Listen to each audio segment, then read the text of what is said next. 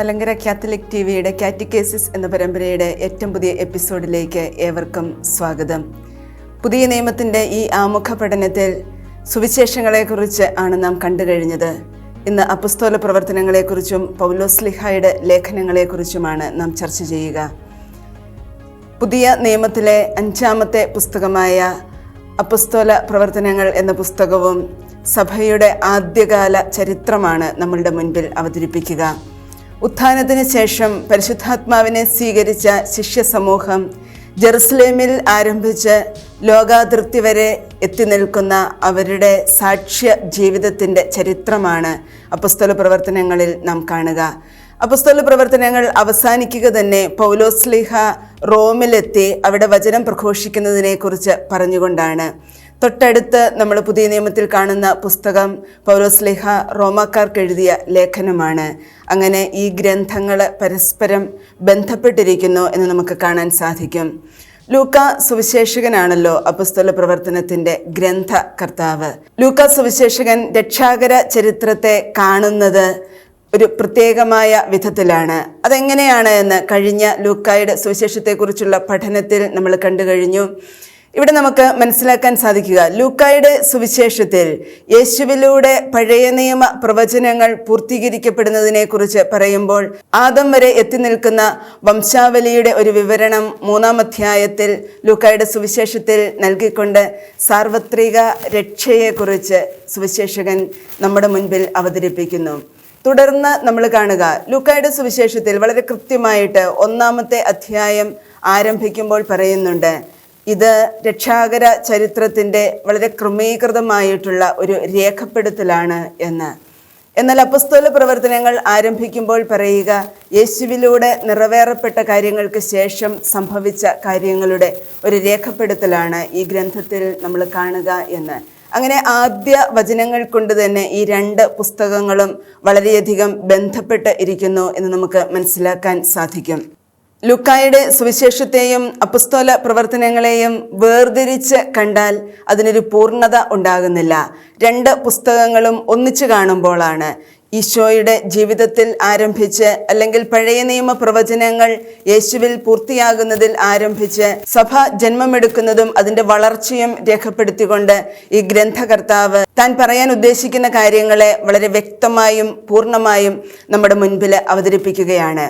ലൂക്കായാണ് അപ്പസ്തോല പ്രവർത്തനങ്ങളുടെ അല്ലെങ്കിൽ നടപടി പുസ്തകത്തിൻ്റെ കർത്താവ് എന്നതിന് അതിപുരാതനമായ പാരമ്പര്യങ്ങൾ നമ്മുടെ മുൻപിലുണ്ട്.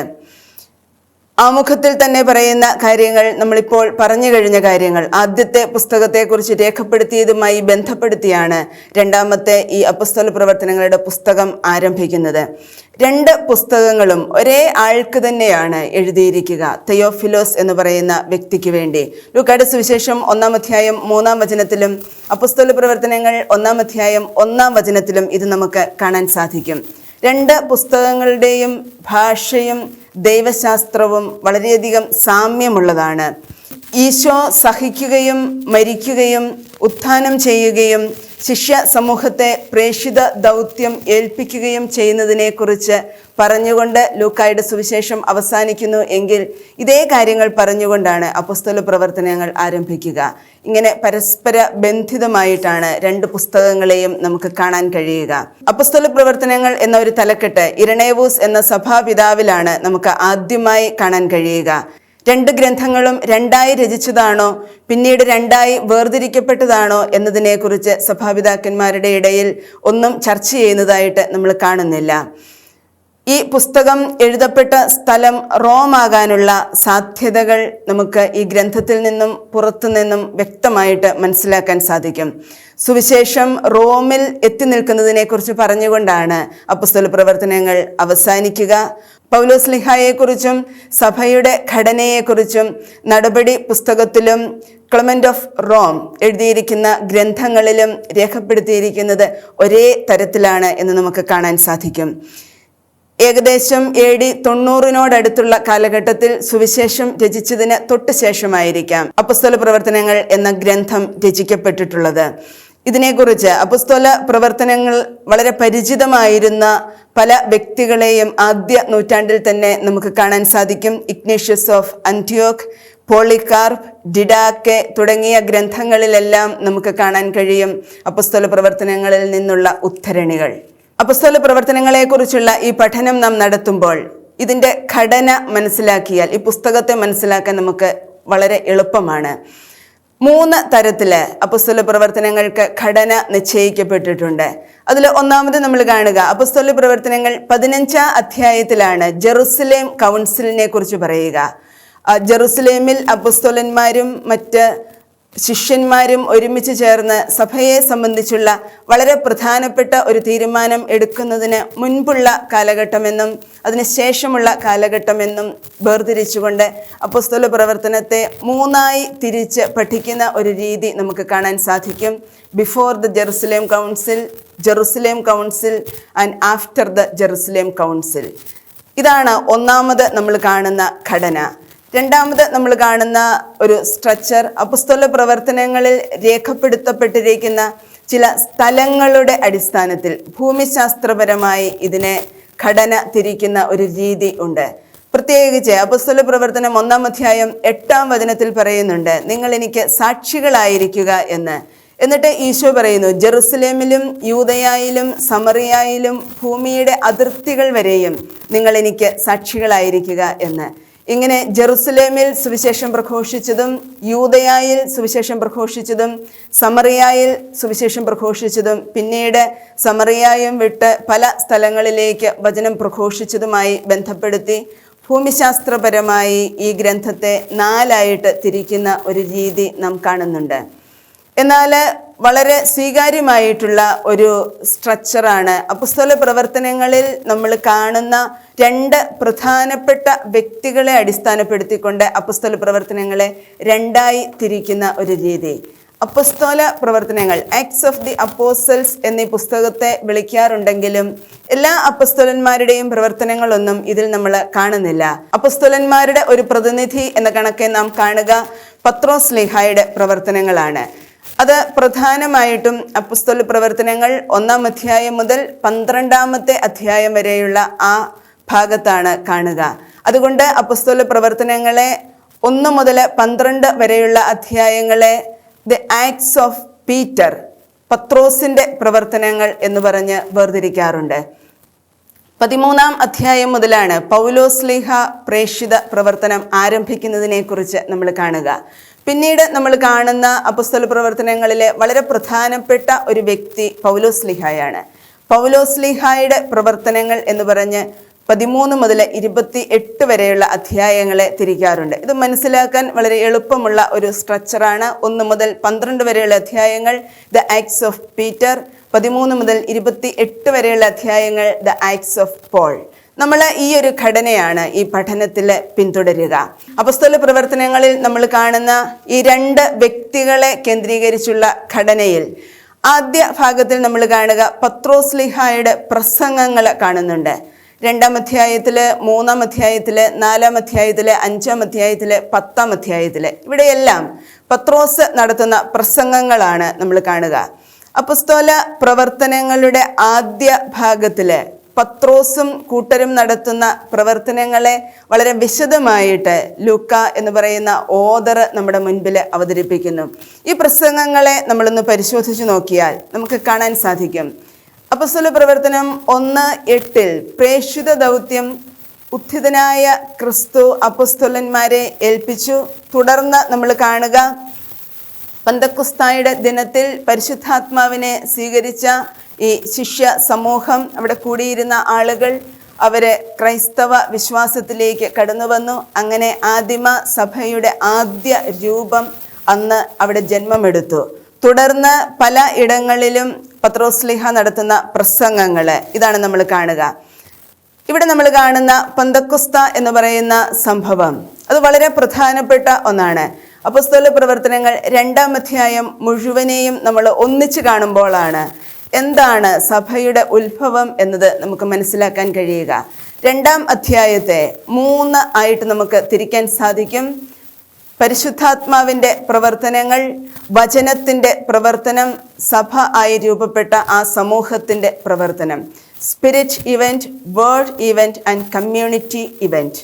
ഇങ്ങനെ 3 ആയിട്ട് ഈ ഒരു അധ്യായത്തെ തിരിച്ച് മനസ്സിലാക്കിയാൽ എങ്ങനെയാണ് ആദിമസഭ രൂപപ്പെട്ടത് എന്നത് വളരെ വ്യക്തമാണ്. ഇവിടെ നമ്മൾ കാണുക, ജോയേൽ പ്രവാചകന്റെ പുസ്തകത്തിൽ പറഞ്ഞിരിക്കുന്ന പ്രവചനം നിറവേറപ്പെട്ടതാണ്. എല്ലാവരിലും ആത്മാവ് നിറയപ്പെട്ടു. ഈ പെന്തക്കോസ്ത ദിനത്തിൽ നമ്മൾ കാണുക, അവിടെ കൂടിയിരുന്ന എല്ലാവരുടെയും മേൽ ദൈവത്തിന്റെ പരിശുദ്ധാത്മാവ് വന്നു. അപ്പോസ്തല പ്രവർത്തനം 2-ാം അധ്യായത്തിൽ നമ്മളിത് കാണുമ്പോൾ ലൂക്കായുടെ സുവിശേഷം 1-2 അധ്യായങ്ങളിൽ ആത്മാവിനാൽ നിറഞ്ഞ അനേക വ്യക്തികളെ നമ്മൾ ഈശോയുടെ ജനനവുമായി ബന്ധപ്പെട്ട് കാണുന്നുണ്ട്. ആത്മാവിനാൽ നിറഞ്ഞ് നമ്മളവിടെ കാണുന്ന വ്യക്തികള് സക്കറിയ, സ്നാപക യോഹന്നാൻ, എലിസബത്ത്, ഈശോ, പരിശുദ്ധ മറിയം. പിന്നെ നമ്മൾ കാണുക, ദേവാലയത്തിലെത്തുമ്പോൾ ശിമയോൻ, അന്ന, ഇവരെല്ലാവരും പരിശുദ്ധാത്മാവിനാൽ നിറഞ്ഞവരായിട്ടാണ് ലൂക്കാ സുവിശേഷകൻ നമ്മുടെ മുൻപിൽ അവതരിപ്പിക്കുക. അപ്പോസ്തല പ്രവർത്തനം 1-2 അധ്യായങ്ങളിലേക്ക് വരുമ്പോൾ നമ്മൾ കാണുക, ദൈവവചനം കേട്ട് മാനസാന്തരപ്പെട്ട എല്ലാവരും പരിശുദ്ധാത്മാവിനാൽ നിറഞ്ഞ ആളുകളായിട്ട് നമ്മൾ കാണുന്നു. ഈശോയുടെ മനുഷ്യാവതാരത്തോടെ ആത്മാവിൻ്റെ നിറവ് ഈ ഭൂമിയിൽ ഉണ്ടായി എന്നതിൻ്റെ ഒരു സൂചനയാണ് നമ്മളിവിടെ കാണുക. ഇസ്രായേൽ ജനത്തിൻ്റെ ഇടയിൽ പ്രവചനങ്ങൾ നിലച്ച, വെളിപാടുകൾ ഇല്ലാതായ, ആത്മാവിൻ്റെ നിറവ് ഇല്ലാതായ ഒരു കാലഘട്ടം അവർക്ക് ഉണ്ടായിരുന്നു. തൊട്ടടുത്ത കാലഘട്ടത്തിലാണ് ക്രിസ്തുവിൻ്റെ ജനനം. ക്രിസ്തുവിൻ്റെ ജനനത്തോടുകൂടി പരിശുദ്ധാത്മാവിൻ്റെ ഒരു നിറവ് സഭാസമൂഹത്തിൽ ഉണ്ടാവുകയാണ് ചെയ്യുക. സകല ജഡത്തിൻ്റെ മേലും ദൈവത്തിൻ്റെ ആത്മാവ് വർഷിക്കപ്പെടും എന്ന് ജോയേൽ പ്രവാചകനിലൂടെ അരുളി ചെയ്യപ്പെട്ടത് പൂർത്തിയാവുകയാണ്. ഇവിടെ നമ്മൾ കാണുന്ന ഒരു കാര്യം മാത്രം നമ്മൾ ശ്രദ്ധയിൽപ്പെടുത്തുന്നു. ആത്മാവ് നൽകിയ ഭാഷണ വരം ഉപയോഗിച്ചുകൊണ്ട് സ്ലീഹന്മാര് സംസാരിച്ചു എന്ന് നമ്മൾ കാണുന്നുണ്ട്. പരിശുദ്ധാത്മാവ് വന്നതിന് ശേഷം നമ്മൾ കാണുന്ന ഒരു സംഭവമാണ്. ലോകത്തിൻ്റെ വിവിധ ഇടങ്ങളിൽ നിന്ന് അവിടെ ജെറുസലേമിൽ എത്തിച്ചേർന്ന യഹൂദർ എല്ലാവരും ഈ സ്ലീഹന്മാര് സംസാരിച്ചത് അവരവരുടെ ഭാഷകളിൽ കേട്ടു. ഇത് പരിശുദ്ധാത്മാവിൻ്റെ പ്രവർത്തനമാണ്. ഇതിനെ ഗ്രീക്കിൽ പറയുക സെനോ ലാലിയ എന്നാണ്.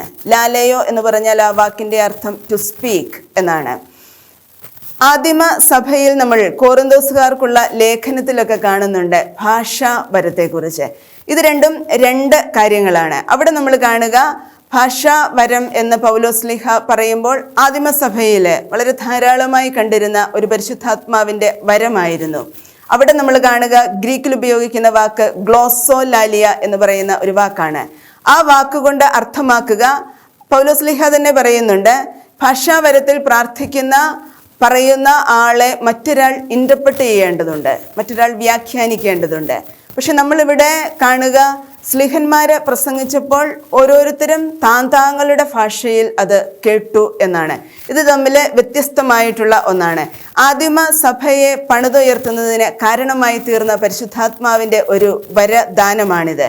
തൊട്ടടുത്ത് നമ്മൾ കാണുക, പത്രോസ്ലീഹ നടത്തുന്ന ഒരു പ്രസംഗമാണ്. ആ പ്രസംഗത്തെയാണ് നമ്മൾ വേർഡ് ഇവന്റ് എന്ന് കാണുക. പത്രോസിന്റെ പ്രസംഗം ശ്രവിച്ചവർ ഏറ്റവും അവസാനത്തിൽ പത്രോസിനോട് ചോദിക്കുന്നുണ്ട്, ഞങ്ങൾ എന്താണ് ചെയ്യേണ്ടത് എന്ന്. പത്രോസ്ലീഹായുടെ പ്രസംഗങ്ങളിൽ എല്ലാം പറയപ്പെടുന്ന കാര്യം, നമ്മൾ 1 മുതൽ 10 വരെയുള്ള അധ്യായങ്ങൾ പരിശോധിച്ച് നോക്കിയാൽ അവിടെ കാണുന്ന പത്രോസിൻ്റെ എല്ലാ പ്രസംഗങ്ങളിലും പറയുന്നത് ഒരേ കാര്യം തന്നെയാണ്. നിങ്ങൾ കുരിശിൽ തറച്ച് കൊന്ന യേശുവിനെ പിതാവായ ദൈവം ഉയർപ്പിച്ചു, അതിന് ഞങ്ങൾ സാക്ഷികളാണ്. ഇതാണ് ക്രിസ്തീയ സാക്ഷ്യത്തിൻ്റെ കാതലായ ഭാഗം. ക്രിസ്തു കുരിശിൽ തറച്ച് മരിക്കപ്പെട്ടു, പിതാവായ ദൈവം അവനെ ഉയർപ്പിച്ചു, അതിന് ഈ ശിഷ്യ സമൂഹം സാക്ഷികളാണ് എന്നുള്ളത്. ശിഷ്യ സമൂഹത്തെ പ്രേക്ഷിത ദൗത്യം ഏൽപ്പിക്കുമ്പോൾ ലൂക്കായുടെ സുവിശേഷം 24-ാം അധ്യായം 48-ാമത്തെ വചനത്തിലും അപ്പോസ്തല പ്രവർത്തനം 1-ാം അധ്യായം 8-ാം വചനത്തിലും നമ്മൾ കാണുക, 2 ഒരേ കാര്യം തന്നെയാണ് പറയുക. ലൂക്കായുടെ സുവിശേഷത്തിൽ 24:48 പറയുക, നിങ്ങൾ ഇവയ്ക്ക് സാക്ഷികളാണ്, വിറ്റ്നസ് ടു ദീസ് തിങ്സ്. എന്നാൽ അപ്പോസ്തല പ്രവർത്തനങ്ങൾ 1-ാം അധ്യായം 8-ാം വചനത്തിൽ നമ്മൾ കാണുക, നിങ്ങൾ എനിക്ക് സാക്ഷികളാവുക എന്ന ഈശോ പറയുന്നതാണ്. You will be my witnesses. ഇങ്ങനെ സാക്ഷ്യ ജീവിതം നയിക്കാൻ, ക്രിസ്തുവിന് സാക്ഷികളാകാനാണ് ഈ പ്രേക്ഷിത ദൗത്യത്തിലൂടെ സ്ലീഹന്മാരുടെ സമൂഹം, ശിഷ്യന്മാരുടെ സമൂഹം വിളിക്കപ്പെട്ടത്. തുടർന്ന് നമ്മൾ കാണുക, ശിഷ്യ സമൂഹത്തിൻ്റെ ഈ സാക്ഷ്യത്തിൻ്റെ ആധികാരികതയെക്കുറിച്ച് ഉള്ള ഒരു വചന ഭാഗമാണ്. യൂദാസിന്റെ സ്ഥാനത്തേക്ക് മറ്റൊരാളെ തിരഞ്ഞെടുക്കുന്ന ഒരു സംഭവം നമ്മൾ അപ്പോസ്തല പ്രവർത്തനങ്ങളിൽ ഈ പ്രേക്ഷിത ദൗത്യം ഏൽപ്പിച്ചതിന് തൊട്ടടുത്തായിട്ട് വായിക്കുന്നുണ്ട്. 1-ാം അധ്യായം 15 മുതലുള്ള വചനങ്ങളിലെ അവിടെ നമ്മൾ കാണുക, 12-ാമത്തെ അപ്പോസ്തലനെ തിരഞ്ഞെടുക്കുമ്പോൾ പറയുന്ന ഒരു കാര്യമുണ്ട്.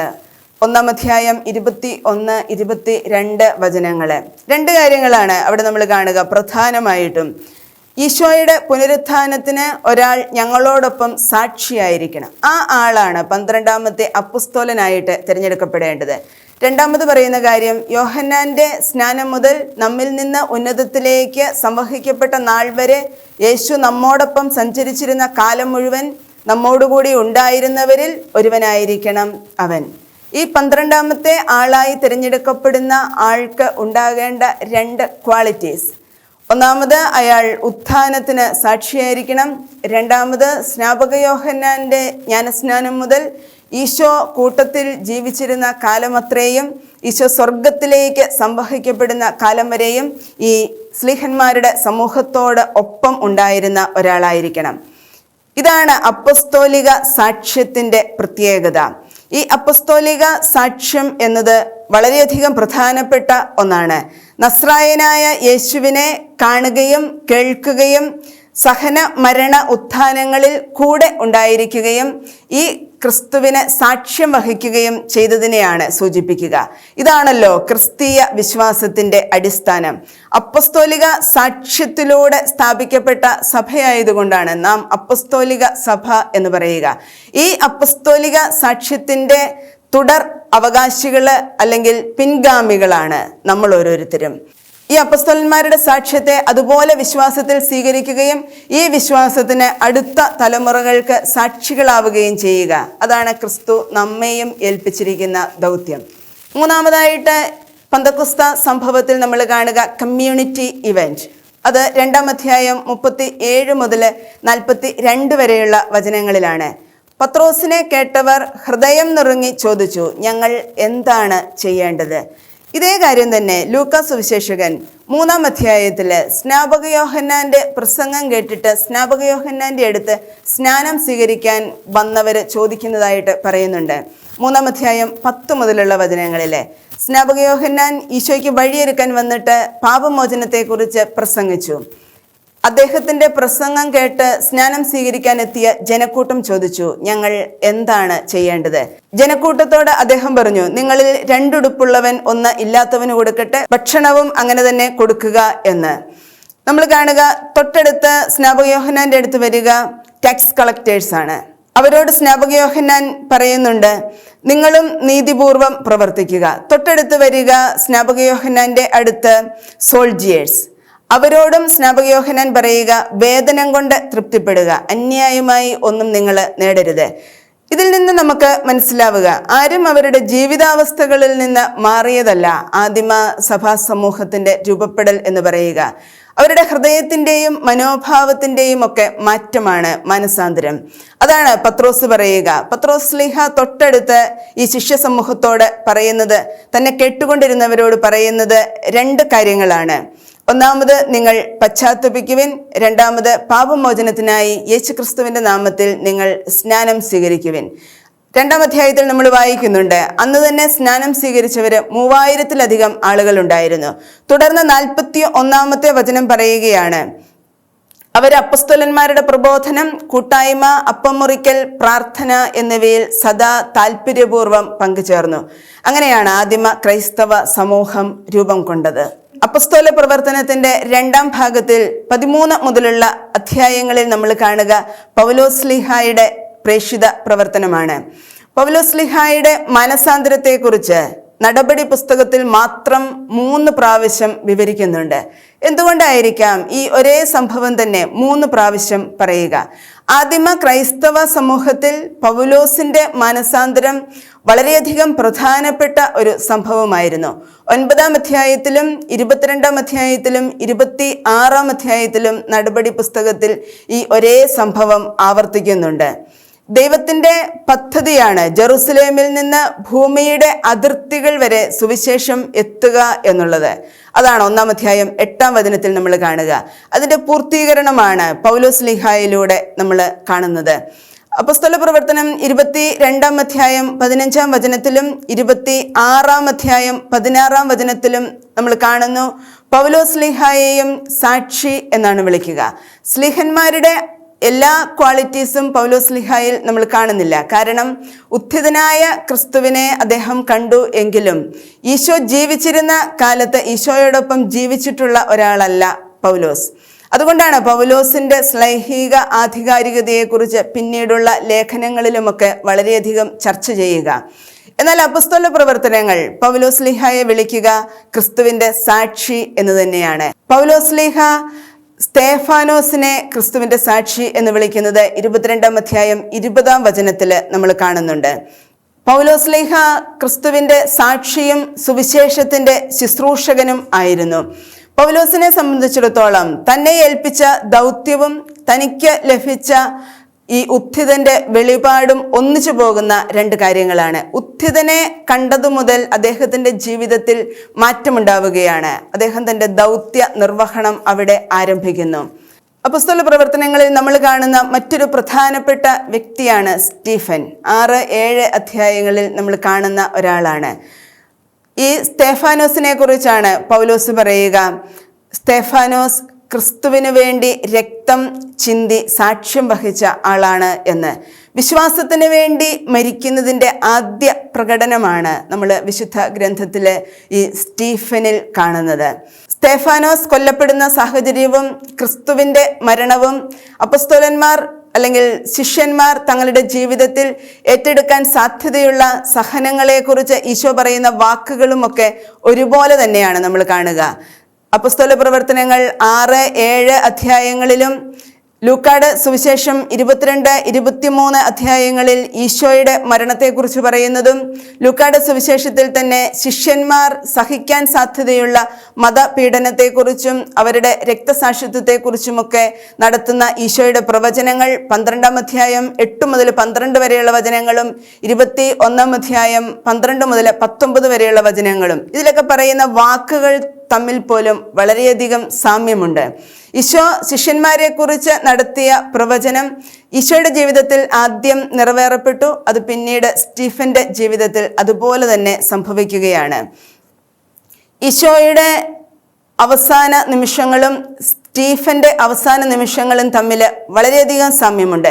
8 കാര്യങ്ങളിൽ നമുക്ക് ഈ സാമ്യം കണ്ടെത്താൻ സാധിക്കും. അപ്പോസ്തല പ്രവർത്തനം 6-7 അധ്യായങ്ങളിൽ നിന്നും ലൂക്കാട് സുവിശേഷം 22-23 അധ്യായങ്ങളിൽ ഈശോയെക്കുറിച്ച് പറയുന്ന ഭാഗങ്ങളിൽ നിന്നും. അവിടെ ഈശോയും സ്റ്റീഫനും സെൻഹെദ്രിന്റെ മുൻപിൽ വരുന്നുണ്ട്. 2 പേരെയും കുറിച്ച് കള്ളസാക്ഷ്യം ആണ് അവർക്കെതിരെ നൽകുന്ന വാദം. 2 പേരുടെയും മേൽ കുറ്റം ആരോപിക്കപ്പെടുന്നുണ്ട്. അവരുടെ വിധി പറയുമ്പോൾ പ്രധാന പുരോഹിതൻ ഒരു പ്രധാനപ്പെട്ട ആളായി തീരുന്നുണ്ട് 2 പേരുടെയും കാര്യത്തിൽ. 2 ഇടത്തിലും ഈശോയുടെ വിധിയുടെ സമയത്ത് ഈശോയും സംസാരിക്കുന്നുണ്ട്, സ്റ്റീഫന്റെ സമയത്ത് സ്റ്റീഫനും സംസാരിക്കുന്നുണ്ട്. മനുഷ്യപുത്രനെ കുറിച്ചുള്ള സൂചനകൾ, ദ സൺ ഓഫ് മാൻ എന്നൊരു പ്രയോഗം 2 ഇടത്തും നമ്മൾ കാണുന്നുണ്ട്. ഈശോയുടെ വിധിയുടെയും വിചാരണയുടെയും സമയത്തും സ്റ്റീഫന്റെ വിധിയുടെയും വിചാരണയുടെയും ഒക്കെ സമയത്ത്. തൊട്ടടുത്ത് നമ്മൾ കാണുക 2 വിധികളെയും കണ്ടുകൊണ്ട് നിന്ന കേൾവിക്കാരുടെ പ്രതികരണം 2 ഇടങ്ങളിലും നമ്മൾ കാണുന്നുണ്ട്. മരിക്കുന്ന ആള് പറയുന്ന അവസാന വാക്കുകളെ കുറിച്ച് 2 ഇടത്തും സ്റ്റീഫന്റെ കാര്യത്തിലും ഈശോയുടെ കാര്യത്തിലും പറയുന്നത് നമ്മൾ കാണുന്നുണ്ട്. ഒരു ക്രിസ്തു സാക്ഷ്യത്തിന്റെ ഒരു നടന്ന സംഭവത്തെ നമ്മുടെ മുൻപിൽ അവതരിപ്പിക്കുന്നതാണ് ലൂക്കാ സുവിശേഷകൻ ഈശോയുടെ അന്ത്യ നിമിഷങ്ങളെക്കുറിച്ചും സ്റ്റീഫന്റെ അന്ത്യ നിമിഷങ്ങളെക്കുറിച്ചും പറയുന്നതിലൂടെ. അപ്പോസ്തല പ്രവർത്തനങ്ങളിൽ നമ്മൾ കാണുന്ന പ്രധാനപ്പെട്ട ദൈവശാസ്ത്ര ചിന്തകൾ, പരിശുദ്ധാത്മാവിൻ്റെ സുവിശേഷം എന്ന് തന്നെ അപ്പോസ്തല പ്രവർത്തനത്തെ വിളിക്കാറുണ്ട്. അപ്പോസ്തല പ്രവർത്തനങ്ങളിൽ ഉടനീളം പരിശുദ്ധാത്മാവിൻ്റെ പ്രവർത്തനങ്ങളാണ് നമ്മൾ കാണുക. അതിനുള്ളിൽ പ്രവർത്തിക്കുന്ന ശക്തി തന്നെ ദൈവത്തിൻ്റെ പരിശുദ്ധാത്മാവാണ്. ലൂക്കായുടെ സുവിശേഷത്തിന്റെ അവസാനത്തിൽ ഈശോ ഇങ്ങനെയാണ് പറയുക, ഉന്നതത്തിൽ നിന്ന് ശക്തി ധരിക്കുന്നത് വരെ നിങ്ങൾ ജെറുസലേം വിട്ട് പോകരുത്. അങ്ങനെ പറഞ്ഞ് ദൗത്യ നിർവഹണത്തിന് വേണ്ടി ശിഷ്യന്മാരെ ശക്തിപ്പെടുത്തുന്നു. തുടർന്ന് നമ്മൾ കാണുക, അവർ പരിശുദ്ധാത്മാവിനെ സ്വീകരിക്കുന്നത് അപ്പോസ്തല പ്രവർത്തനം 2-ാമത്തെ അധ്യായത്തിൽ പരിശുദ്ധാത്മാവിനാൽ നിറഞ്ഞ് അവർ നടത്തുന്ന വചന പ്രഘോഷണവും അവരുടെ മറ്റ് പ്രവർത്തനങ്ങളും തുടർന്ന് നമ്മൾ കാണുന്നുണ്ട്. പിന്നീട് നമ്മൾ കാണുക, ഡീക്കന്മാരെ തിരഞ്ഞെടുക്കുമ്പോൾ അവരുടെ മേൽ പരിശുദ്ധാത്മാവിനെ നൽകുന്ന ഒരു സംഭവം കാണുന്നുണ്ട്. ഡീക്കനായ ഫിലിപ്പോസ് സമറിയായിൽ സുവിശേഷം പ്രസംഗിക്കുന്നതിനെ കുറിച്ച് 8-ാം അധ്യായത്തിൽ 2 മുതലുള്ള വചനങ്ങളിൽ നമ്മൾ കാണുന്നു. അവിടെ വചനം പ്രസംഗിച്ചപ്പോൾ അനേകർ സ്നാനം സ്വീകരിച്ചു എന്ന് കാണുന്നുണ്ട്. മാതൃസഭയായ ജെറുസലേമിൽ നിന്നെത്തിയ പത്രോസും യോഹന്നാനും അവർക്ക് ആത്മാവിനെ നൽകുന്നതിനെ കുറിച്ച് പറയുന്നുണ്ട്. പരിശുദ്ധാത്മാവിനെ സമറിയായിലുള്ളവർ സ്വീകരിച്ചു. തൊട്ടടുത്ത് നമ്മൾ കാണുക, പരിശുദ്ധാത്മാവിനാൽ ഫിലിപ്പോസ് നയിക്കപ്പെടുന്നതാണ്. എത്യോപ്യക്കാരനായ ഷണ്ടന്റെ അടുത്തേക്ക് പരിശുദ്ധാത്മാവിനാൽ അദ്ദേഹം നയിക്കപ്പെട്ടു. ആ ഷണ്ടനെ പരിശുദ്ധാത്മാവ് നിറഞ്ഞവനാക്കി തീർത്തു. ആ ഷണ്ടനെ പരിശുദ്ധാത്മാവിനാൽ നിറയുവാനായി വിശ്വാസത്തിലേക്ക് നയിച്ചു. ഇതാണ് നമ്മൾ പരിശുദ്ധാത്മാവിൻ്റെ പ്രവർത്തനങ്ങൾ വിജാതീയരിലേക്ക് എത്തുന്നതായി കാണുക. വിജാതീയരുടെ ഇടയിൽ സാക്ഷ്യം വഹിക്കാൻ വിളിക്കപ്പെട്ട പൗലോസ്, അദ്ദേഹം പരിശുദ്ധാത്മാവിനാൽ നിറഞ്ഞ് പ്രവർത്തിക്കുന്നത് കാണുന്നുണ്ട്. അതിന് തൊട്ടു മുൻപായിട്ട് കേസറിയായിൽ കൊർണേലിയസിന്റെ ഭവനത്തിലേക്ക് പത്രോസിനെ നയിച്ചത് ദൈവത്തിന്റെ പരിശുദ്ധാത്മാവാണ്. അവിടെ അദ്ദേഹത്തോടും കുടുംബത്തോടും പത്രോസ് സുവിശേഷം പ്രസംഗിച്ചപ്പോൾ അവിടെ കൂടിയിരുന്നവരൊക്കെ പരിശുദ്ധാത്മാവിനാൽ നിറഞ്ഞു എന്നാണ് 10-ാം അധ്യായം 34 മുതൽ 49 വരെയുള്ള വചനങ്ങളിൽ കാണുക.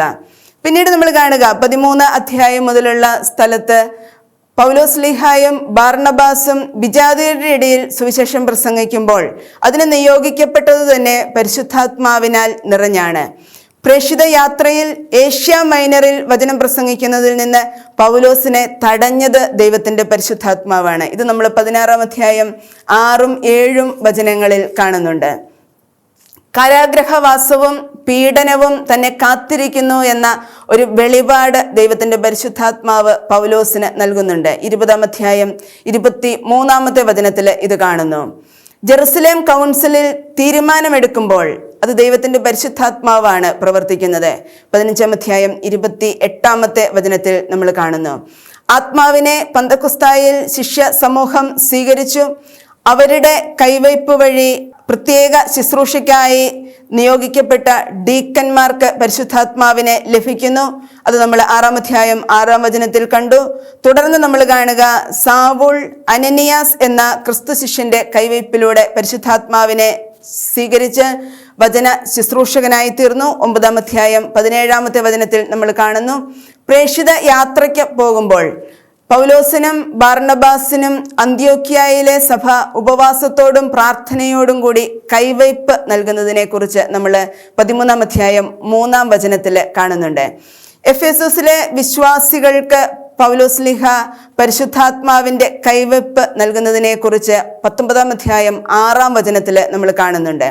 പിന്നീട് നമ്മൾ കാണുന്നുണ്ട് എഫെസോസിലെ ശ്രേഷ്ഠന്മാരെ തിരഞ്ഞെടുക്കുകയും അവർക്ക് കൈവയ്പ് നൽകി പരിശുദ്ധാത്മാവിനെ നൽകുകയും ചെയ്യുന്നതിനെ പറ്റി കാണുന്നുണ്ട്. അവിടെ നമ്മൾ 20-ാം അധ്യായം 28-ാമത്തെ വചനത്തിൽ ഇങ്ങനെയാണ് കാണുക, ആകയാൽ നിങ്ങളെയും അജഗണം മുഴുവനെയും പറ്റി ശ്രദ്ധയുള്ളവരായിരിക്കുവിൻ. മിശിഹ സ്വന്തം രക്തത്താൽ നേടിയ സഭയെ പരിപാലിക്കാൻ പരിശുദ്ധാത്മാവ് നിങ്ങളെ മേൽനോട്ടക്കാരായി നിയമിച്ചിരിക്കുന്നു. ഇങ്ങനെ ദൈവത്തിന്റെ പരിശുദ്ധാത്മാവ് നിറഞ്ഞ വ്യക്തികളുടെ ഒരു പ്രവർത്തനമാണ് അപ്പോസ്തല പ്രവർത്തനങ്ങളിൽ ഉടനീളം നമ്മൾ കാണുക. സഭയെക്കുറിച്ച് നമ്മൾ അപ്പോസ്തല പ്രവർത്തനങ്ങളിൽ വളരെ വ്യക്തമായ ഒരു ചിത്രം കാണുന്നുണ്ട്. എന്താണ് ഇതിൽ പറയുന്ന സഭാശാസ്ത്രം? പെന്തക്കോസ്താ ദിനത്തിലാണ് സഭ രൂപം കൊണ്ടത്. അപ്പോസ്തല പ്രവർത്തനം 2-ാം അധ്യായം 37 മുതൽ 41 വരെയുള്ള വചനങ്ങൾ. സ്ലീഹന്മാരുടെ സാക്ഷ്യത്തിന്റെ ഫലമായി സഭാ സമൂഹങ്ങൾ പല ഇടങ്ങളിൽ രൂപം കൊണ്ടു. വിജാതീയരുടെ ഇടയിലേക്ക് സഭ വ്യാപിച്ചു. അങ്ങനെ സാർവത്രിക രക്ഷ എന്ന ഒരു ആശയത്തിലേക്ക് കടന്നു വന്നു. ജെറുസലേമിൽ യഹൂദ കേന്ദ്രത്തിൽ ആരംഭിച്ച സഭയുടെ പ്രവർത്തനം തുടർന്ന് വിജാതീയ ഇടങ്ങളിലേക്ക് വ്യാപിച്ച് റോമിലും ലോകത്തിൻ്റെ അതിർത്തികൾ വരെയും അത് എത്തിച്ചേർന്നു. 10-ാം അധ്യായം 1 മുതലുള്ള വചനങ്ങളിൽ കൊർന്നേലീസുമായി ബന്ധപ്പെട്ട സംഭവത്തിൽ നമ്മൾ കാണുക, വിജാതീയരിൽ നിന്ന് ക്രൈസ്തവ സമൂഹത്തിലേക്ക് വരുന്നവരും ഇസ്രായേൽ ജനത്തിൻ്റെ ഇടയിൽ നിന്ന് ക്രൈസ്തവ സമൂഹത്തിലേക്ക് വരുന്നവരും തമ്മിലുള്ള ബന്ധത്തിൻ്റെയും ഒരു തുടർച്ചയുടെയും അടയാളമായിട്ടാണ്. പരിശുദ്ധാത്മാവിൻ്റെ പ്രവർത്തനങ്ങൾ, വിജാതീയരുടെ ഇടയിലുള്ള വചന പ്രഘോഷണം, ഇവയൊക്കെ പ്രവാചകന്മാർ മുൻകൂട്ടി പ്രവചിച്ചിട്ടുള്ളതാണ്. യഹൂദ മതത്തിലുള്ള സഭയുടെ വേരുകളെ പറ്റി അപ്പോസ്തല പ്രവർത്തനങ്ങളിൽ വളരെ വ്യക്തമായിട്ട് പറയുന്നുണ്ട്. യഹൂദരുടെ ഇടയിൽ വചനം തിരസ്കരിക്കപ്പെട്ടപ്പോൾ അത് വിജാതീയരുടെ ഇടയിലേക്ക് വ്യാപിച്ചു എന്ന ഒരു ആശയമാണ് അപ്പോസ്തല പ്രവർത്തനങ്ങളിൽ നമ്മൾ കാണുക. ഈശോയുടെ രക്തം വഴി വിളിച്ചുകൂട്ടപ്പെട്ടവരുടെ സമൂഹമാണ് സഭ എന്നത് ഈ നടപടി പുസ്തകത്തിൽ നിന്ന് വ്യക്തമാണ്. അവരുടെ പ്രഘോഷണത്തിൻ്റെ എല്ലാം ഉള്ളടക്കം ദൈവരാജ്യവും ഈശോ മിശിഹായുമാണ്. ശ്ലൈഹിക സംഘം തങ്ങളുടെ വിശ്വാസവും തങ്ങൾക്ക് ലഭിച്ച ആത്മാവിൻ്റെ കൃപകളും അടുത്ത ജനറേഷനിലേക്ക് കൈമാറുന്നത് അപ്പോസ്തല പ്രവർത്തനങ്ങളിൽ നമുക്ക് വളരെ വ്യക്തമായിട്ട് മനസ്സിലാകുന്നുണ്ട്. ഈശോയുമായുള്ള ചരിത്രപരമായിട്ടുള്ള ബന്ധം ഈ സ്ലീഹന്മാർ ഉറപ്പിക്കുന്നു. എന്നാൽ അവരുടെ നേതൃത്വം ക്രമേണ അടുത്ത തലമുറയിലേക്ക് നൽകപ്പെടുന്നു.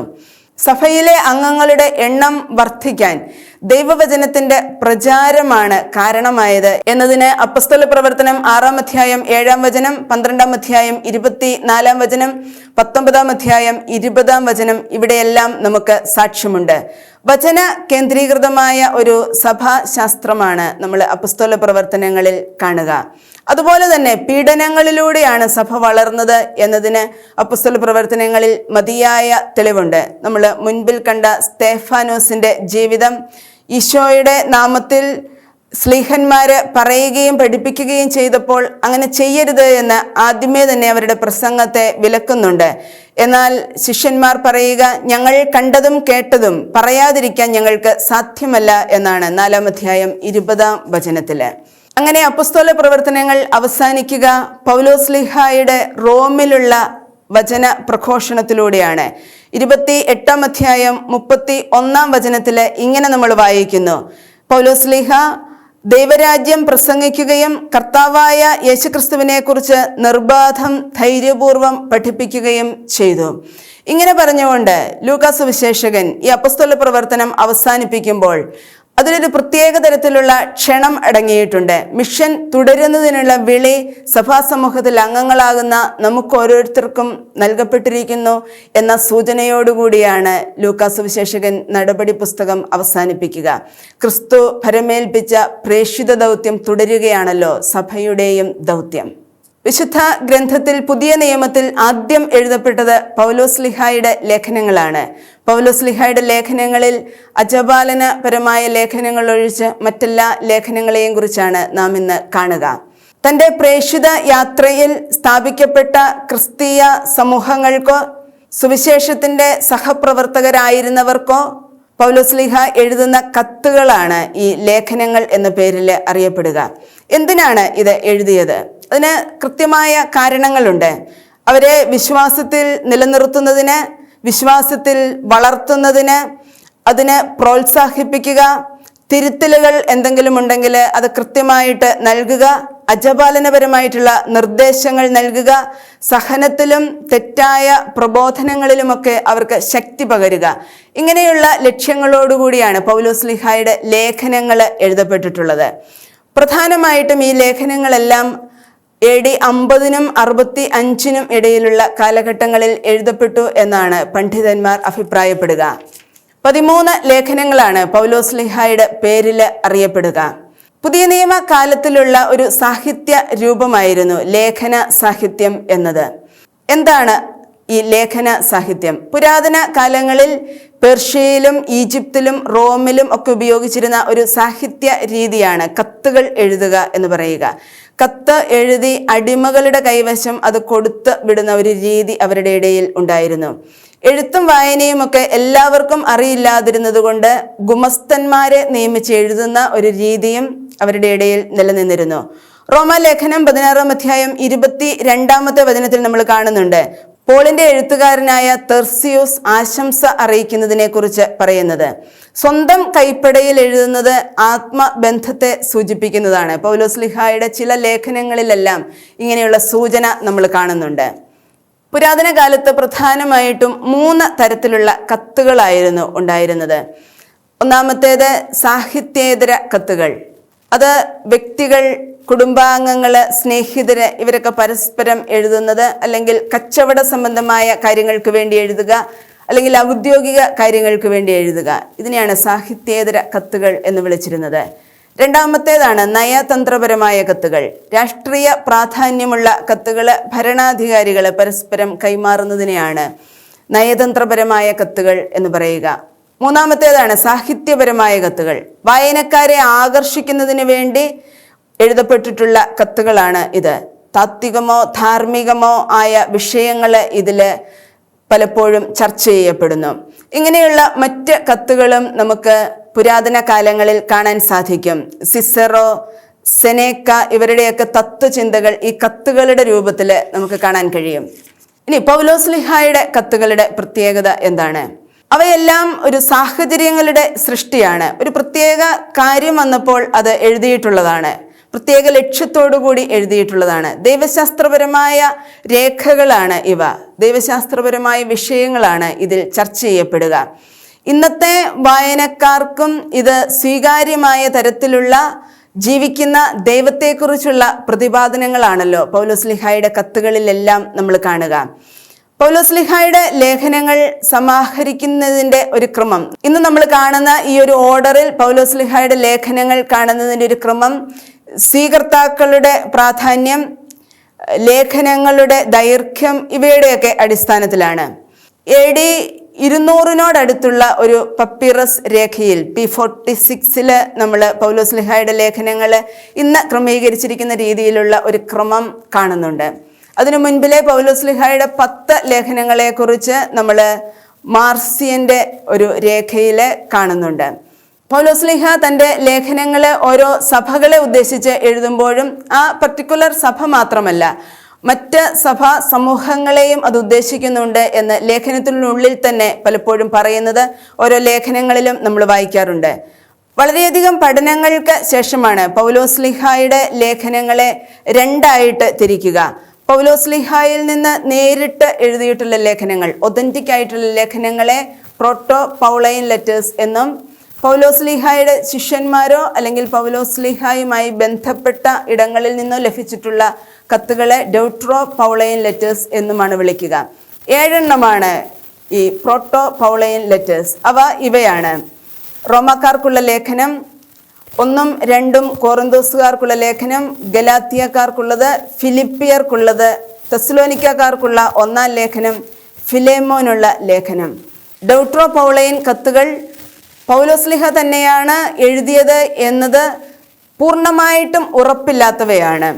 അവ എഫെസസുകാർക്കുള്ള ലേഖനം, കൊളോസസുകാർക്കുള്ള ലേഖനം, തെസ്സലോനിക്കക്കാർക്കുള്ള 2-ാം ലേഖനം, തിമോത്തിയോസിന് എഴുതിയ 1ഉം 2ഉം ലേഖനങ്ങൾ, തീത്തോസിന് എഴുതിയ ലേഖനം ഇവയാണ്. പൗലോസ്ലിഹായുടെ കത്തുകൾക്കെല്ലാം ഒരു സ്ട്രക്ചറുണ്ട്. സാധാരണയായി കത്തുകൾക്ക് കാണുന്ന ഒരു സ്ട്രക്ചർ തന്നെയാണ് അത്. ഒരു ഇൻട്രൊഡക്ഷൻ, പിന്നെ ഉള്ളടക്കം, അതിൻ്റെ കണ്ടന്റ്, ഒരു കൺക്ലൂഷൻ. ഇൻട്രൊഡക്ഷനിൽ നമ്മൾ കാണുക എഴുതുന്ന ആളെക്കുറിച്ച് പറയുന്നുണ്ട്, അത് സ്വീകരിക്കുന്ന അഡ്രസ്സീസ് ആരാണ് എന്നതിനെക്കുറിച്ച് പറയുന്നു, ആശംസകൾ അറിയിക്കുന്നു. ഇതൊക്കെ പറഞ്ഞുകൊണ്ടാണ് എല്ലാ കത്തുകളും ആരംഭിക്കുക. തുടർന്ന് വിഷയം കൈകാര്യം ചെയ്യുന്നു. വിഷയം എന്താണ്, ഇതിനെക്കുറിച്ചുള്ള നിഗമനങ്ങൾ, വാദങ്ങൾ, തെളിവുകൾ, വിമർശനങ്ങൾ ഇവയെല്ലാം പറയുന്നു. ഏറ്റവും അവസാനത്തിൽ ഒരു ഉപദേശം പറഞ്ഞ് ആശംസകൾ അർപ്പിച്ച് സമാപന ആശീർവാദം നൽകിക്കൊണ്ട് ഇത് കൺക്ലൂഡ് ചെയ്യുന്ന ഒരു രീതിയാണ് കാണുക. സ്വയം പരിചയപ്പെടുത്തുന്നുണ്ട് പൗലോസ്ലിഹ പല ലേഖനങ്ങളിലും. ശ്ലൈഹികമായ തൻ്റെ ഉത്തരവാദിത്വത്തെക്കുറിച്ച് പറഞ്ഞുകൊണ്ടാണ് പല ലേഖനങ്ങളും തുടങ്ങുക. ആശംസകൾ അറിയിക്കുന്നവരെ കുറിച്ച് പരാമർശിക്കുന്നുണ്ട്. നമ്മൾ സിൽവാനോസ്, തിമോത്തി, ഫിലേമോൻ ഇവരെ കുറിച്ചൊക്കെ കാണുന്നുണ്ട്. സ്വീകർത്താക്കളെ ദൈവത്തിൻ്റെ സഭ വിശുദ്ധർ എന്നൊക്കെ പറഞ്ഞുകൊണ്ടാണ് പൗലോസ്ലിഹ അഭിസംബോധന ചെയ്യുക. ആരംഭത്തിലും അവസാനത്തിലും സമാധാനം ആശംസിക്കുന്ന ഒരു രീതി എല്ലാ കത്തുകളിലും നമ്മൾ കാണുന്നുണ്ട്. സ്വീകർത്താക്കളുടെ വിശ്വാസത്തിന്റെ പേരിൽ ദൈവത്തിന് കൃതജ്ഞത അർപ്പിക്കുന്ന ഒരു രീതി പൗലോസ്ലീഹായുടെ കത്തുകളിൽ ഉണ്ട്. ഉള്ളടക്കം സഹോദരരെ എന്ന് പറഞ്ഞുകൊണ്ടാണ് ആരംഭിക്കുക. തുടർന്ന് ആ ലേഖനത്തിലെ വിഷയം കൈകാര്യം ചെയ്യുന്നു. അതിൻ്റെ അവസാനത്തിൽ ആശംസകൾ അർപ്പിച്ചുകൊണ്ട് സമാപന ആശീർവാദം നൽകിക്കൊണ്ട് കത്തുകൾ അവസാനിപ്പിക്കുന്നു. എന്താണ് പൗലോസ്ലീഹ ലേഖനങ്ങൾ എഴുതാനുള്ള കാരണങ്ങൾ? ഒന്നാമത്തേത് ഇതാണ്: തൻ്റെ ശ്ലൈഹിക ആധികാരികത തൻ്റെ ജനവുമായി പങ്കുവയ്ക്കുക എന്നുള്ള ലക്ഷ്യം. രണ്ടാമത് അജപാലന പരമായിട്ടുള്ള കാര്യങ്ങൾ പരാമർശിക്കുന്നു. അതായത് സഭയെ പണിതുയർത്തുക, വളർത്തുക, നയിക്കുക, തിരുത്തുക എന്നീ ലക്ഷ്യങ്ങൾ. വ്യക്തിപരമായ കത്തുകൾ പോലും പലപ്പോഴും സ്വകാര്യ വായനയ്ക്കുള്ളതല്ല, അതിലും ദൈവശാസ്ത്രപരമായ വിഷയങ്ങളെ കൈകാര്യം ചെയ്യുന്നുണ്ട്. മൂന്നാമതായിട്ട് നമ്മൾ കാണുക, ആരാധനാ സമൂഹങ്ങളിൽ വായിക്കുന്നതിന് വേണ്ടിയാണ് ഈ കത്തുകൾ എഴുതപ്പെട്ടിട്ടുള്ളത്.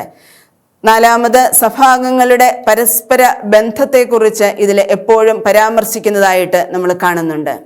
പൗലോസ്ലീഹായുടെ ജീവിതവും പ്രവർത്തനവും. ആദിമ സഭയിൽ നമുക്കൊരു വ്യക്തിയെക്കുറിച്ച് ലഭിക്കുന്ന വിശദാംശങ്ങളിൽ ഏറ്റവും അധികം ലഭിക്കുക പൗലോസ്ലീഹായെ കുറിച്ചാണ്. ഒരു ക്രൈസ്തവ വിശ്വാസി അല്ലെങ്കിൽ ഒരു ക്രൈസ്തവ വിശ്വാസികളുടെ നേതാവിനെ കുറിച്ച് നമുക്ക് ലഭിക്കുന്ന പരാമർശങ്ങളിൽ ഏറ്റവും അധികമുള്ളത് പൗലോസിനെ കുറിച്ചാണ്. നടപടി പുസ്തകത്തിൽ നമ്മൾ കാണുന്നുണ്ട്, പൗലോസിൻ്റെ തന്നെ ലേഖനങ്ങളിൽ കാണുന്നുണ്ട്. ഒരു അനൗദ്യോഗിക ഗ്രന്ഥമായ പൗലോസിൻ്റെയും തെക്ലായുടെയും നടപടികൾ എന്ന് പറയുന്ന ഒരു പുസ്തകം. ഇവയൊക്കെയാണ് പൗലോസിനെ കുറിച്ചുള്ള തെളിവുകൾ നമുക്ക് ലഭിക്കുന്ന സ്രോതസ്സുകൾ. സൗൾ എന്ന യഹൂദ നാമത്തിലും പോൾ എന്ന റോമൻ നാമത്തിലുമാണ് അദ്ദേഹം അറിയപ്പെട്ടിരുന്നത്. ഗമാലിയേലിൻ്റെ കീഴിൽ യഹൂദ ശിക്ഷണം നേടിയിട്ടുള്ള ഒരു തീഷ്ണമതിയായ വ്യക്തിയാണ് പൗലോസ്.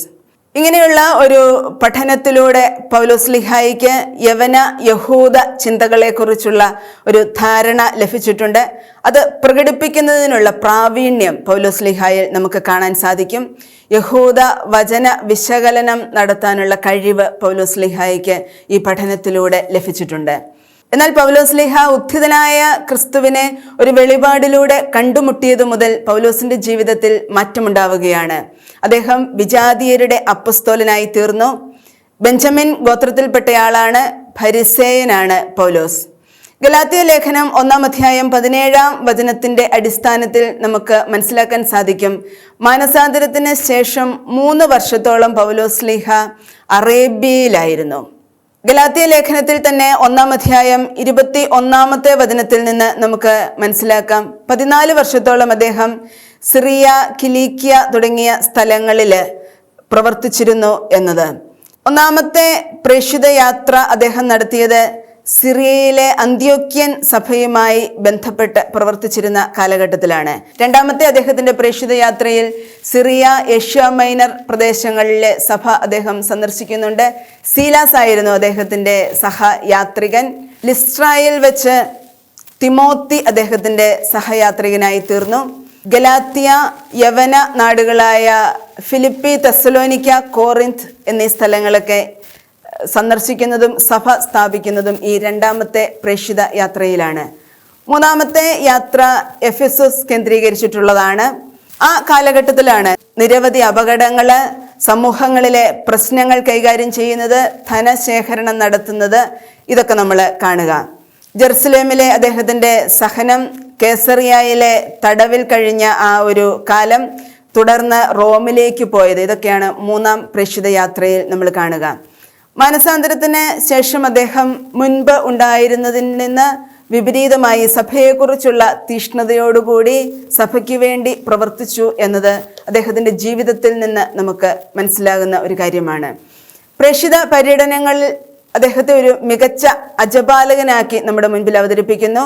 സാർവത്രിക സഭയോടും കർത്താവിനോടുമായിരുന്നു അദ്ദേഹത്തിന് ഉത്തരവാദിത്വം ബോധിപ്പിക്കാനുണ്ടായിരുന്നത്. അതുകൊണ്ട് അദ്ദേഹം പൂർണ്ണമായ തീഷ്ണതയോടെ ക്രൈസ്തവ ജീവിതം നയിച്ചിട്ടുള്ള ഒരു വ്യക്തിയാണ്. മിശിഹായോടുള്ള വ്യക്തിപരമായ ബന്ധത്തിൽ അദ്ദേഹം ഒരു മിസ്റ്റിക്കാണ് എന്നത് അദ്ദേഹത്തിൻ്റെ ലേഖനങ്ങളിൽ നിന്ന് നമുക്ക് വ്യക്തമാണ്. ഇനി നമുക്ക് പൗലോസ്ലീഹായുടെ ഓരോ ലേഖനങ്ങളെയും പറ്റി ചുരുക്കമായി കാണാൻ പരിശ്രമിക്കാം. റോമാക്കാർക്ക് എഴുതിയ ലേഖനം. പൗലോസ്ലീഹായുടെ ലേഖനങ്ങളിൽ ഏറ്റവും വലുതും ദൈവശാസ്ത്രപരമായി ഏറ്റവും സമ്പന്നവും ആയിട്ടുള്ളത് റോമാക്കാർക്കുള്ള ലേഖനമാണ്. അത് പൗലോസ്ലിഹായുടെ അവസാനത്തെ ലേഖനമായിട്ടാണ് വേദശാസ്ത്ര പണ്ഡിതര് കരുതുക. പൗലോസ് സ്ഥാപിക്കാത്ത ഒരു സഭയ്ക്ക് വേണ്ടി പൗലോസ് ലേഖനം എഴുതുന്നത് ഈ റോമാക്കാർക്കുള്ള ലേഖനമാണ്. ഈ ലേഖനം എഴുതാനുള്ള സാഹചര്യം, ഒന്നാമത്തെ സാഹചര്യം ഇതാണ്: പാശ്ചാത്യ നാട്ടിലുള്ള അദ്ദേഹത്തിന്റെ പ്രേക്ഷിത പ്രവർത്തനത്തിന് ഈ റോമ സഭയുമായിട്ടുള്ള ബന്ധം വളരെയധികം സഹായകമാകും. രണ്ടാമത്തെ കാര്യം, രക്ഷാകര ചരിത്രത്തിൽ വളരെ നിർണായകമായ ഒരു പങ്ക് വഹിക്കുന്ന ഇടമാണ് റോം. അതുകൊണ്ട് റോമിലെ സഭയുമായിട്ട് ബന്ധമുണ്ടാവുക ഒരു ആവശ്യമായിരുന്നു. മൂന്നാമത് നമ്മൾ കാണുക, പൗലോസ്ലിഹ അവതരിപ്പിക്കുന്ന സുവിശേഷത്തിലെ ക്രിസ്തുവിനെ ആരെങ്കിലും ഈ റോമായിലെ സഭയിൽ തെറ്റിദ്ധരിപ്പിച്ച് അവതരിപ്പിച്ചിട്ടുണ്ടെങ്കിൽ അതിൽ നിന്ന് അവരെ തിരുത്തുക എന്നുള്ള ഒരു ലക്ഷ്യം. നാലാമത് നമ്മൾ കാണുക, റോമിലുള്ള യഹൂദ സമൂഹവുമായി അവിടെ രൂപപ്പെട്ട ഈ ക്രൈസ്തവ സമൂഹത്തിന് സംഘർഷങ്ങളും എതിർപ്പുകളും ഒക്കെ ഉണ്ടായിട്ടുണ്ട്. അപ്പോൾ യഹൂദരോടും റോമ സാമ്രാജ്യത്തിന്റെ നിയമത്തോടുമൊക്കെ ഇവർ പാലിക്കേണ്ട വിശ്വസ്തതയെക്കുറിച്ചൊക്കെയാണ് ഈ ലേഖനത്തിൽ പ്രതിപാദിക്കുക. എന്താണ് ഈ ലേഖനത്തിൽ നമ്മൾ കാണുന്ന പ്രധാനപ്പെട്ട ദൈവശാസ്ത്രപരമായ ചിന്തകള്? ഒന്നാമത്, സുവിശേഷം, ഗുഡ് ന്യൂസ് എന്നതിനെക്കുറിച്ച് വളരെ കൃത്യമായിട്ട് പൗലോസ്ലിഹ ഇവിടെ പറയുന്നുണ്ട്. 1-ാം അധ്യായം 16-ാം വചനത്തിൽ റോമാക്കാർക്കുള്ള ലേഖനത്തിൽ നമ്മൾ കാണുക, വിശ്വസിക്കുന്ന ഏവർക്കും, ആദ്യം യഹൂദർക്കും പിന്നീട് ഗ്രീക്കുകാർക്കും സുവിശേഷം രക്ഷയിലേക്ക് നയിക്കുന്ന ദൈവീക ശക്തിയാണ്. സുവിശേഷത്തെ പൗലോസ്ലിഹ പ്രസംഗിക്കുന്ന സുവിശേഷത്തെ പൗലോസ്ലിഹ ദൈവിക ശക്തിയായിട്ടാണ് അവതരിപ്പിക്കുക. ആചാര അനുഷ്ഠാനങ്ങളല്ല, ഈശോയിലുള്ള വിശ്വാസമാണ് രക്ഷ നൽകുന്നത് എന്നതിനെക്കുറിച്ച് വളരെ കൃത്യമായിട്ട് ഈ ലേഖനത്തിൽ പ്രതിപാദിക്കുന്നുണ്ട്. രണ്ടാമത് ഈ ലേഖനത്തിൽ നമ്മൾ കാണുന്ന ദൈവശാസ്ത്ര ചിന്ത, രക്ഷ സാർവത്രികമാണ് എന്നുള്ളതാണ്. ഈശോയിൽ വെളിപ്പെടുത്തപ്പെട്ട ദൈവനീതിയെക്കുറിച്ച് ഈ ലേഖനത്തിൽ പ്രതിപാദിക്കുമ്പോൾ അദ്ദേഹം പറയുക, പാപത്തിന് വിധേയമായ നമ്മുടെ മനുഷ്യ പ്രകൃതിയെക്കുറിച്ചും മിശിഹായുടെ സുവിശേഷം വഴി അതിൽ നിന്ന് ലഭിക്കുന്ന വിമോചനത്തെക്കുറിച്ചും പൗലോസ്ലിഹ പ്രതിപാദിക്കുന്നു. നീതീകരണം മനുഷ്യനെ പുതിയ സൃഷ്ടിയാക്കുന്നു എന്ന് അദ്ദേഹം പറയുന്നു. മിശിഹായെ സ്വീകരിക്കുന്നവർ പാപത്തിൽ മരിക്കുന്നു, അവർ പിന്നീട് ദൈവത്തിനായി ജീവിക്കുന്നു തുടങ്ങിയ പ്രതിപാദനങ്ങളാണ് നമ്മൾ ഈ റോമാക്കാർക്കുള്ള ലേഖനത്തിൽ കാണുക. കൊറിന്തോസുകാർക്കുള്ള 1-ാമത്തെ ലേഖനം, എഫെസോസിൽ വെച്ചാണ് കൊറിന്തോസുകാർക്കുള്ള ലേഖനം എഴുതപ്പെട്ടത് എന്നാണ് പൊതുവെ വിശ്വസിക്കുക.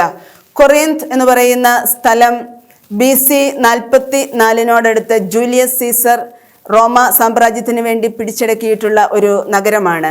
നടപടി പുസ്തകത്തില് 18-ാം അധ്യായം 7 മുതൽ 11 വരെയുള്ള വചനങ്ങൾ അനുസരിച്ച് പൗലോസ്ലിഹ ഒരു 18 മാസത്തോളം ഈ കൊറിന്തോസിലുള്ള സഭയിൽ താമസിച്ചിട്ടുണ്ട്. അവിടെ പലതരത്തിലുള്ള ആളുകൾ ഉണ്ടായിരുന്നു. താഴേക്കിടയിലുള്ളവര്, ഉന്നതന്മാരായിട്ടുള്ളവര്, സമ്പന്നര്, ദരിദ്രര്, ഇങ്ങനെ പല വിഭാഗത്തിൽപ്പെട്ട ആളുകളാണ് അവിടെ ഉണ്ടായിരുന്നത്. അവിടെ പ്രതിപാദിക്കുന്നത് പല വിഷയങ്ങളാണ്. അനുദിന ജീവിതവുമായി ബന്ധപ്പെട്ടിട്ടുള്ള പല വിഷയങ്ങളും ഈ കൊറിന്തോസുകാർക്കുള്ള ലേഖനത്തിൽ പറയുന്നുണ്ട്.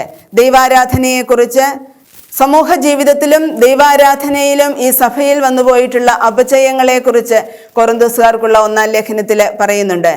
സഭാ മക്കളെ മറ്റുള്ളവരിൽ നിന്ന് വേർതിരിക്കുന്നത് അവരുടെ ധാർമ്മിക വീക്ഷണമാണ് എന്നത് ഈ ലേഖനത്തിൽ പ്രതിപാദിക്കുന്ന മറ്റൊരു വിഷയമാണ്. വിഗ്രഹാർപ്പിത ഭക്ഷണത്തെക്കുറിച്ചുള്ള പ്രതിപാദനം ഇവിടെ നമ്മൾ കാണുന്നുണ്ട്. അങ്ങനെ ഒരു പ്രശ്നം ഈ സഭ കൈകാര്യം ചെയ്തിരുന്നു. സ്വാതന്ത്ര്യം എന്നതിനെക്കുറിച്ചുള്ള ഒരു തെറ്റിദ്ധാരണയെ പൗലോസ്ലിഹ അവരുടെ ഇടയിൽ നിന്ന് നീക്കിക്കളയുന്നു. പൗലോസ്ലിഹ പറയുക, സഹോദരരുടെ നന്മയ്ക്ക് ഉതകുമ്പോഴാണ് ഒരാളുടെ സ്വാതന്ത്ര്യം യഥാർത്ഥത്തിൽ ഡിഫൈൻ ചെയ്യപ്പെടുക എന്നാണ്. ഈശോയുടെ ശരീരത്തിലൂടെ ഒന്നായി തീർന്നവരാണ് സഭയിലുള്ള അംഗങ്ങൾ. അതുകൊണ്ട് അംഗങ്ങൾ തമ്മിലുള്ള പരസ്പര ബന്ധത്തെക്കുറിച്ച് വളരെയധികം വ്യക്തതയോടെ ഇദ്ദേഹം പ്രതിപാദിക്കുന്നു. ആരാധനയ്ക്ക് സഭയായി സമ്മേളിക്കുമ്പോൾ നേരിട്ടിരുന്ന പ്രശ്നങ്ങളെക്കുറിച്ചാണ് 11, 12, 13, 14 അധ്യായങ്ങളിൽ പറയുക. എല്ലാ ദാനങ്ങളെയും അതിശയിപ്പിക്കുന്ന അക്ഷയമായ സ്നേഹം എന്ന ദാനത്തെക്കുറിച്ച് നമ്മൾ കൊറിന്തോസുകാർക്കുള്ള 1-ാം ലേഖനത്തിൽ കാണുന്നുണ്ട്.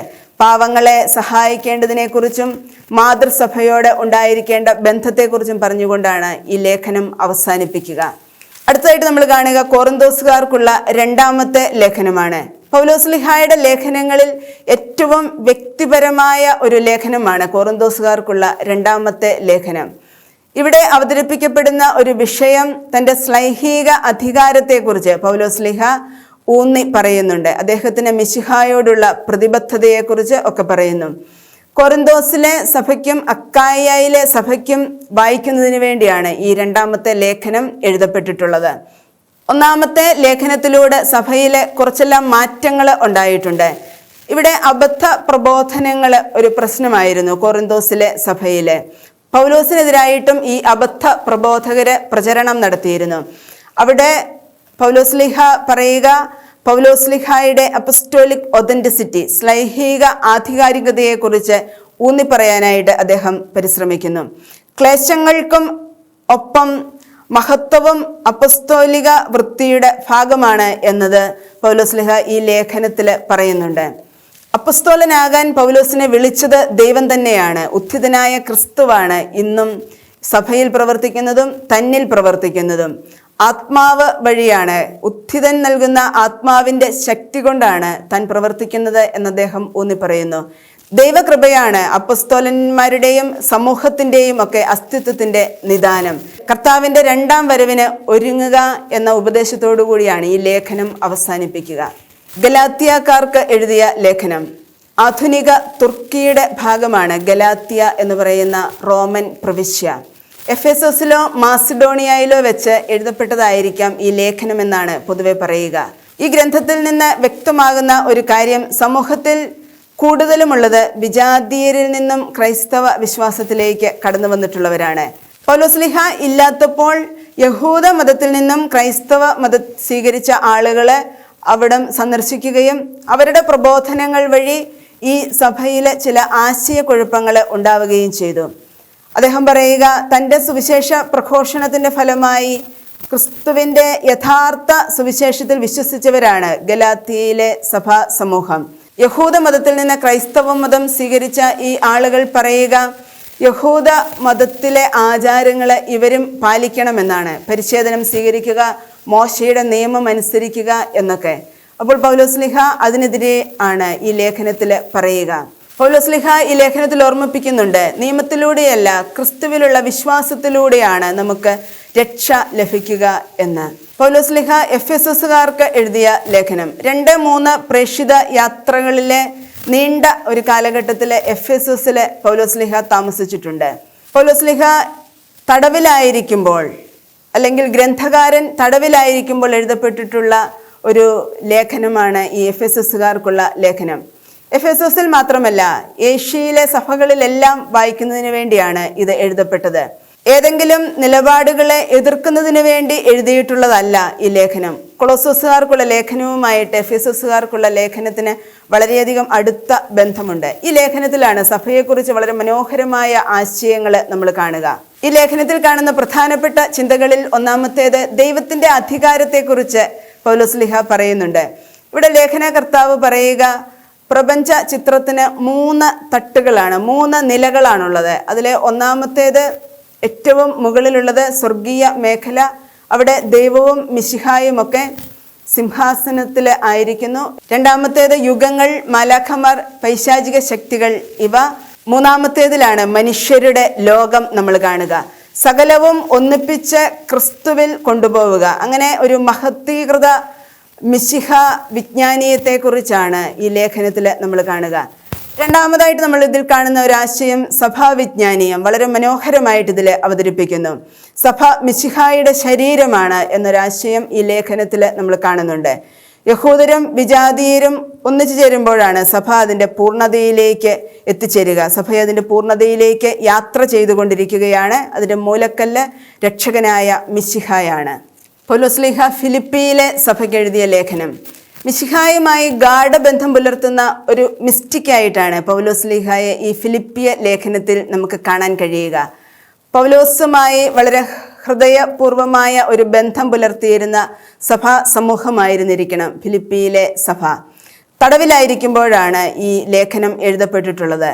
പൗലോസ്ലിഹ ക്രിസ്തുവിൻ്റെ വചനം പ്രസംഗിച്ച ആദ്യത്തെ യൂറോപ്യൻ പട്ടണമാണ് ഫിലിപ്പി. അവിടെ നമ്മൾ കാണുക, ആ ക്രൈസ്തവ സമൂഹത്തിൽ ഭൂരിപക്ഷം ആളുകളും വിജാതീയരിൽ നിന്ന് ക്രൈസ്തവ മതം സ്വീകരിച്ചവരാണ്. എതിരാളികൾ ഫിലിപ്പിയിലെത്തി ക്രൈസ്തവരെ വിശ്വാസത്തിൽ നിന്ന് വ്യതിചലിപ്പിക്കുന്ന ഒരു സാഹചര്യം ഉണ്ടായിട്ടുണ്ട്. ഫിലിപ്പിയ ലേഖനത്തിൽ നമ്മൾ കാണുന്ന പ്രധാനപ്പെട്ട ദൈവശാസ്ത്ര ചിന്തകൾ, പ്രത്യേകിച്ച് ഫിലിപ്പിയ ലേഖനം 2-ാം അധ്യായത്തിൽ നമ്മൾ കാണുന്ന ക്രിസ്തു കീർത്തനം. അവിടെ കാണുക, ക്രിസ്തുവിൻ്റെ മുൻ അസ്തിത്വത്തെക്കുറിച്ച് പറയുന്നു, pre existence of Christ.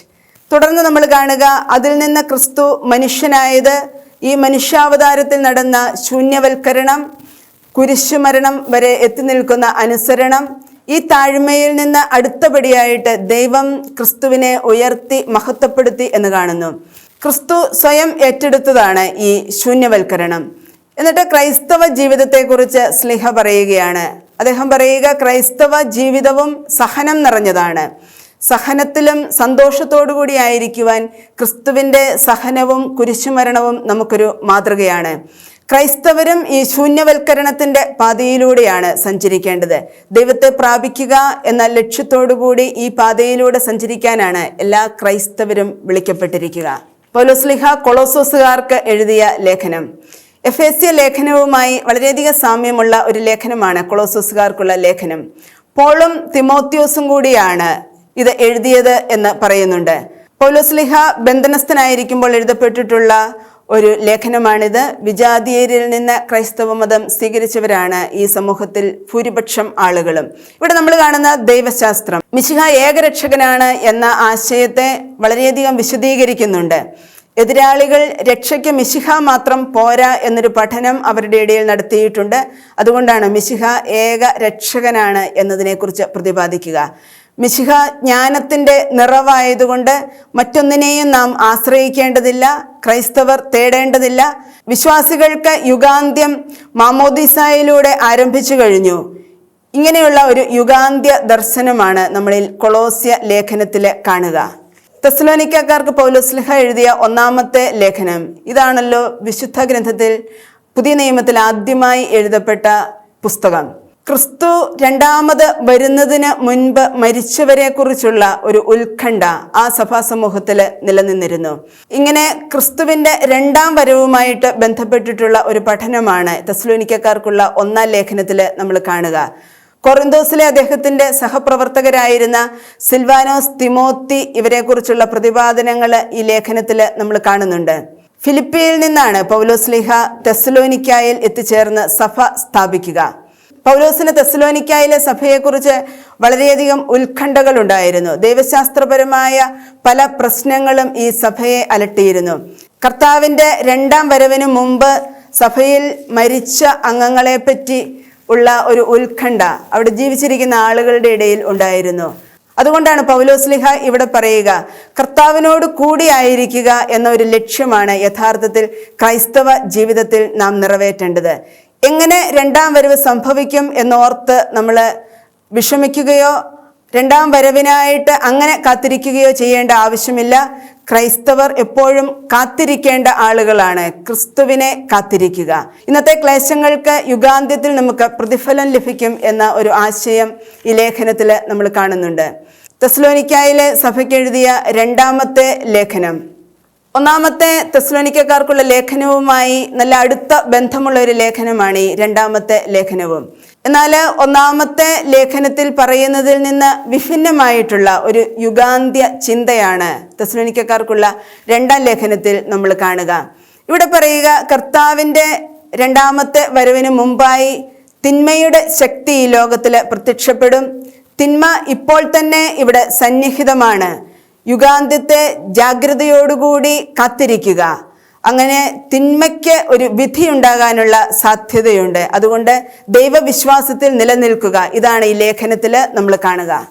Paulose Sleeha ഉത്ഥിതനെ കണ്ടുമുട്ടിയതിന് ശേഷം സഭാസമൂഹങ്ങൾ രൂപപ്പെട്ടതും ആ സഭാസമൂഹങ്ങളിൽ നിലനിന്നിരുന്ന പ്രശ്നങ്ങളെ അദ്ദേഹം കൈകാര്യം ചെയ്തതുമാണ് ഈ ലേഖനങ്ങളിലൂടെ നമ്മൾ കണ്ടത്. ഉത്ഥിതനിലുള്ള വിശ്വാസത്തിൽ ആഴപ്പെട്ടു ജീവിക്കുവാൻ ക്രിസ്തു നമ്മെ അനുഗ്രഹിക്കട്ടെ.